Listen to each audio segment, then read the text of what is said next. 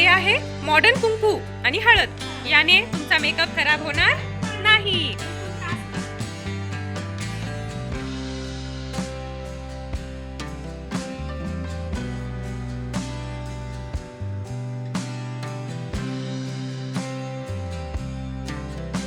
Drawing काढलेली आहे, ह्याला कट करून घेतलेला आहे. तर याचं मी काय बनवणार असेल बरं, काही लक्षात आलं का तुम्हाला? चला व्हिडिओ शेवटपर्यंत बघा.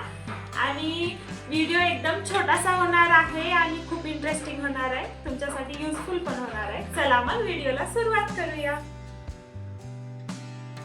मोठ्या मोठ्या डिझाईन बनवून जे उरलेलं रेक्झिन होतं ना, मी त्यावर अशी डिझाईन ड्रॉ करून त्याला कट करून घेतले.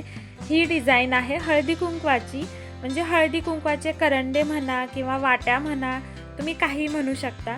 तर मी अशा प्रकारे डिझाईन काढलेली आहे आणि जशी डिझाईन काढली त्याला मी ब्लॅक कलरची बॉर्डर देत आहे. मी दोन्ही करंड्याला ना ब्लॅक कलरनीच आउटलाईन करून घेईल, कारण ब्लॅक कलर कसा उठून दिसतो. जर ब्लॅक कलरच्या ऐवजी आपण दुसरा कलर लावला ना, तितका उठून दिसणार नाही. आणि आपण हळद कुंकवाचे करंडे करणार आहोत, तर मग त्यात येल्लो रेड कलर एकदम उठून दिसेल. तर म्हणून मग मी ब्लॅक कलरनी आउटलाईन करून घेतलेली आहे. तर मी आधी हळदीचा कलर म्हणजेच येल्लो कलरनी वर जे करंड्याच्या वरचा जे भाग आहे ते फिल करून घेईल. तुम्हाला उलन कट करायची गरज पडणार नाही. तुम्ही अखंडच उलन एका साईडकडून असं राऊंड आतमध्ये चिपवत जायचं आणि एंडिंगला कट करून टाकायचं. अशा प्रकारे माझा हळदीचा करंडा अर्धा रेडी आहे. त्यानंतर मी आता सेम असा कुंकवाचा करंडा बनवून घेईल. त्यासाठी पण मी सेम अशीच आउटलाईन करून घेतलेली आहे ब्लॅक कलरनीच. अगोदर सांगितल्याप्रमाणे ब्लॅक कलर एकदम उठून दिसतो, म्हणून मी यातही ब्लॅक कलरच यूज केला आहे. त्यानंतर मी कुंकवाचा कलर म्हणजेच रेड कलरनी वरचा भाग फिल करून घेतलेला आहे. आणि रेड कलरनी सगळं फिल करून घेतल्याच्या नंतर आता दोन्ही करंडे जवळपास रेडी आहेत. फक्त आता जी डिझाईन ड्रॉ केली तिथं व्हाईट कलर द्यायचा आहे मला.